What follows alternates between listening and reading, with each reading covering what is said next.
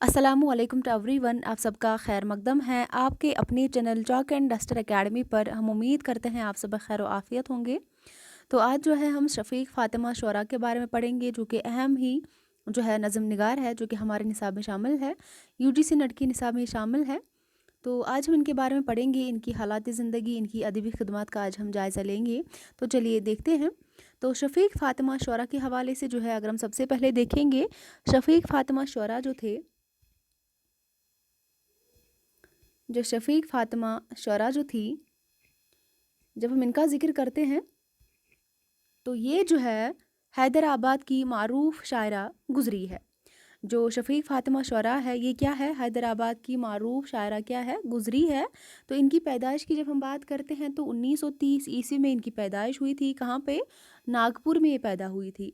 और इनके वालिद सैयद शमशाद अली सहारनपुर उत्तर प्रदेश के रहने वाले थे। जो इनके वालिद थे उनका क्या नाम था?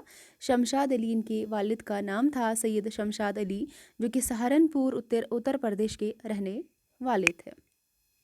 और हिंदुस्तान के बंटवारे के बाद कहाँ आए थे? तो हिंदुस्तान के बंटवारे के बाद जो है औरंगाबाद चले आए थे। तो चलिए इसके बाद हम देखते हैं। तो शफ़ीक फ़ातिमा शुरा अपने वालिदैन की सबसे छोटी बेटी थी। जो शफ़ीक फ़ातिमा शुरा थी, ये क्या थी? अपने वालिदैन की जो सबसे छोटी बेटी थी, इसलिए हर दिल अजीज़ थी। हर कोई इसे बहुत प्यार करता था। किताबों का शौक़ इन्हें इनके वालिद से मिला था। तो किताबों का शौक़ जो है इन्हें किन से मिला था? इनके वालिद से मिला था। इनके वालिद ने तारीख़ी में एमए किया था।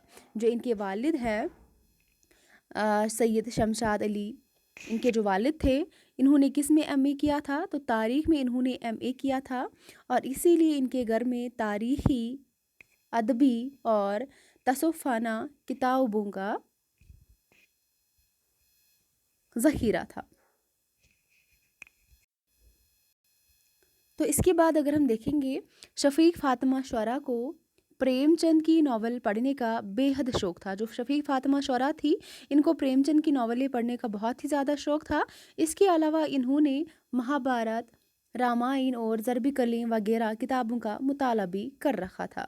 जो शफ़ीक फ़ातिमा शुरा थी, प्रेमचंद की नावलों का इनको जो है पढ़ने का बेहद शौक़ था। और इसके अलावा जो है इन्होंने किन किताबों का मुताला भी किया था? तो रामायण का, ज़रब कलीम का, महाभारत जैसी किताबों का इन्होंने मुताला भी करके रखा था। तो शफ़ीक फ़ातिमा शुरा की इब्तिदाई तालीम की जब हम बात करते हैं, इनकी जो इब्तिदाई तालीम है औरंगाबाद में मुकम्मल हुई थी। कहाँ पे? औरंगाबाद में इनकी जो तालीम है, जो कि इब्तिदाई तालीम थी, जो बेसिक इनकी एजुकेशन थी, वो औरंगाबाद में मुकम्मल हुई थी। इन्हें उर्दू, अरबी और फ़ारसी पर फ़ौक़ियत हासिल थी। तो 1857 ईस्वी में ग्रेजुएशन मुकम्मल किया था शफ़ीक फ़ातिमा शुरा ने। और 1960 ईस्वी में बीएड किया था। तो 1857 में इन्होंने ग्रेजुएशन मुकम्मल करा था। और इसके बाद हम बात करते हैं 1960 की। तो 1960 में इन्होंने क्या किया था? बीएड किया था। तो इसके बाद अगर हम देखेंगे, इसके 2 साल बाद यानी कि 1962 ईस्वी में नागपुर यूनिवर्सिटी से मास्टर्स की डिग्री हासिल की थी। तो 1962 में जो है नागपुर यूनिवर्सिटी से मास्टर्स की डिग्री हासिल की थी शफ़ीक फ़ातिमा शुरा ने। तो आइए इसके बाद हम आगे देखते हैं। शफ़ीक फ़ातिमा शुरा ने कम उम्री से ही जो है शायरी गोई का आगाज़ किया था। तो इनकी उम्र जो है बहुत ही कम थी जबकि इन्होंने शायरी का जो है आगाज़ किया था, इब्तिदा की थी। और तख़ल्लुस जो है, जब इन्होंने शायरी का आगाज़ किया था तो तख़ल्लुस क्या इख्तियार किया था? तो शुरा जो है इन्होंने तख़ल्लुस इख्तियार किया था। तो 1853 ईस्वी में जो है इनकी पहली नज़म फ़ैसल औरंगाबाद मंज़र आम पर आई थी। तो इनकी जो पहली नज़म है वो कब मंज़र आम पर आई थी? 1953 में इनकी जो नज़म है, जो कि पहली इनकी नज़म थी, वो मंज़र आम पर आई थी 1953 ईस्वी में। तो इस नज़म में इनकी औरंगाबाद से वाबस्तगी का अंदाज़ा होता है। और इस नज़म के ज़रिए इन्होंने एक करब दर्द व इज़्तिराब का बयान किया है। तो जो ये नज़म थी, जो कि पहली नज़म थी शफ़ीक फ़ातिमा शुरा की, तो इस पर अगर हम बात करेंगे, इसमें इस नज़म की जो है औरंगाबाद से हमें जो है वाबस्तगी का अंदाज़ा होता है। इस नज़म के ज़रिए इन्होंने यानी कि शफ़ीक फ़ातिमा शुरा ने एक करब और दर्द व इज़्तिराब درد و اضطراب کو بیان کیا ہے کہ کس طرح لوگوں کے چلے جانے کے بعد صرف ان کے نقوش صرف جو ہے ان کے نقش رہ جاتے ہیں۔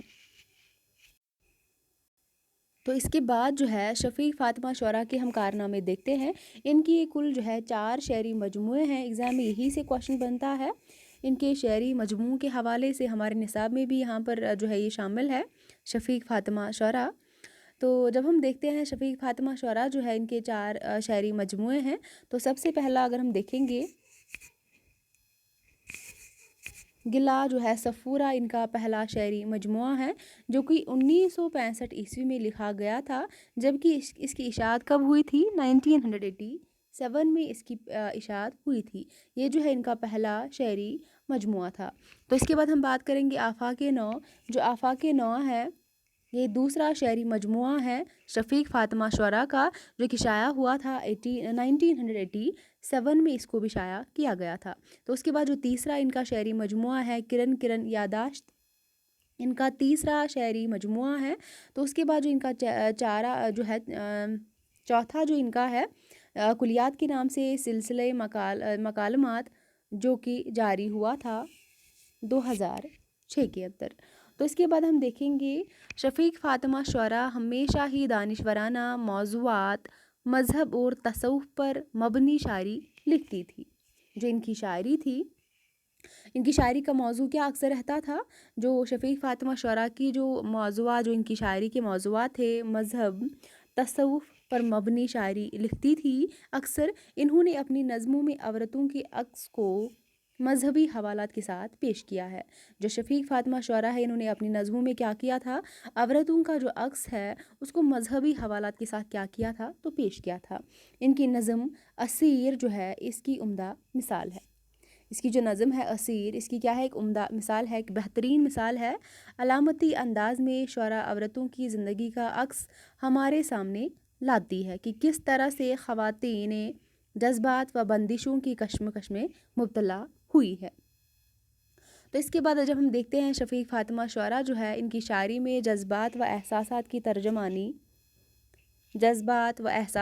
ترجمانی، مذہب و روایت کا اقدار، گہری و شعوری سوچ اور عصری حالات کا اظہار منفرد انداز میں ملتا ہے۔ کہ ان کی شاعری میں، جو شفیق فاطمہ شعراء ہے ان کی شاعری میں جذبات و احساسات کی ترجمانی ہمیں ملتی ہے، گہرائی و شعوری سوچ ہمیں ملتی ہے، مذہب و روایت کا اقتدار ہمیں ملتا ہے، عصری حالات کا اظہار منفرد انداز میں ہمیں ملتا ہے۔ تو اسی کے ساتھ ہم بات کریں گے ان کا جو انتقال ہوا تھا 2010 عیسوی میں، جو ہے شفیق فاطمہ شعراء کا انتقال ہوا تھا۔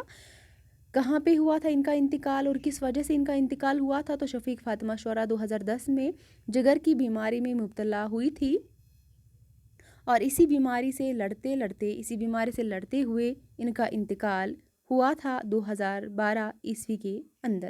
تو 2010 میں جو ہے بیماری میں ایک مبتلا ہوئی تھی، تو 2 سال جو ہے اپنی جو ہے بیماری سے لڑتی رہی۔ 2012 میں جو ہے آخر کار ان کا انتقال ہو گیا تھا۔